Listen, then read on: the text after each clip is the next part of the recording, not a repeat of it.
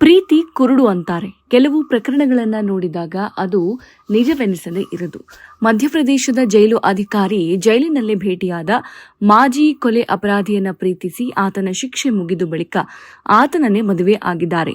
ಈ ವಿಚಿತ್ರವಾದ love story ನಡೆದಿರುವುದು ಮಧ್ಯಪ್ರದೇಶದಲ್ಲಿ.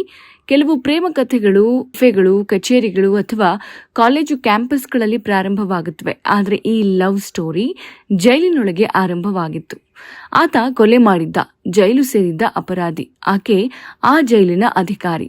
ಅವರಿಬ್ಬರ ನಡುವೆ ಪ್ರೀತಿ ಮೊಳಕೆಯೊಡೆದಿತ್ತು ಅಂದ್ರೆ ನೀವು ನಂಬಲು ಸಾಧ್ಯವೇ? ಆ ಅಪರಾಧಿಯ ಶಿಕ್ಷೆಯ ಅವಧಿ ಮುಗಿದ ಬಳಿಕ ಆಕೆ ಆತನನ್ನೇ ಮದುವೆಯಾಗಿರುವುದಾಗಿ ಪಟ್ಟು ಹಿಡಿದಿದ್ದಾರೆ. ಅದಕ್ಕೆ ಆಕೆಯ ಮನೆಯವರು ಸುತಾರಾಮ್ ಒಪ್ಪಲಿಲ್ಲ.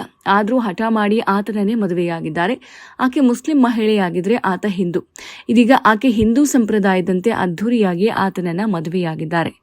ಸತ್ನಾ ಸೆಂಟ್ರಲ್ ಜೈಲಿನಲ್ಲಿದ್ದಾಗ ಆ ಕೈದಿ ಮತ್ತು ಮಹಿಳಾ ಜೈಲು ಅಧಿಕಾರಿ ನಡುವೆ ಪ್ರೀತಿ ಮೂಡಿತ್ತು. ಅದಾದ ನಂತರ ಅವರು ಸಂಪರ್ಕದಲ್ಲಿದ್ದರು. ಇದೀಗ ಛತರ್ಪುರ ಜಿಲ್ಲೆಯಲ್ಲಿ ಅವರ ಮದುವೆ ನಡೆದಿದೆ. ಈ ವಿವಾಹ ಸಾಮಾಜಿಕ ಮಾಧ್ಯಮಗಳಲ್ಲಿ ಗಮನ ಸೆಳೆದಿದೆ.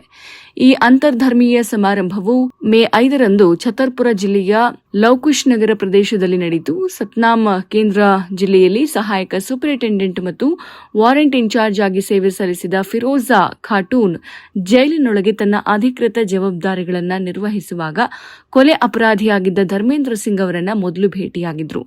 ನಂತರ ಅವರಿಬ್ಬರು ಪ್ರೀತಿಸತೊಡಗಿದ್ರು.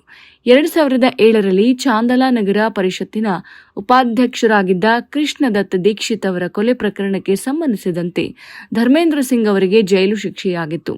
ಧರ್ಮೇಂದ್ರ ಸಿಂಗ್ ಅವರ ಉತ್ತಮ ನಡವಳಿಕೆಯಿಂದಾಗಿ ಜೈಲಿನಲ್ಲಿ ನಂತರ ಕ್ಲರಿಕಲ್ ಕರ್ತವ್ಯಕ್ಕೆ ನಿಯೋಜಿಸಲಾಗಿತ್ತು. ಈ ವೇಳೆ ಜೈಲಾಧಿಕಾರಿ ಜೊತೆ ಪ್ರೇಮಾಂಕುರವಾಗಿತ್ತು. ಛತ್ತರ್ಪುರ ಜಿಲ್ಲೆಯ ಚಾಂದಲಾ ನಿವಾಸಿ ಧರ್ಮೇಂದ್ರ ಸಿಂಗ್ ಕೊಲೆ ಪ್ರಕರಣದಲ್ಲಿ ಶಿಕ್ಷೆಗಳಿಗಾಗಿ ಸುಮಾರು 14 ವರ್ಷಗಳ ಕಾಲ ಜೈಲಿನಲ್ಲಿ ಕಳೆದಿದ್ರು.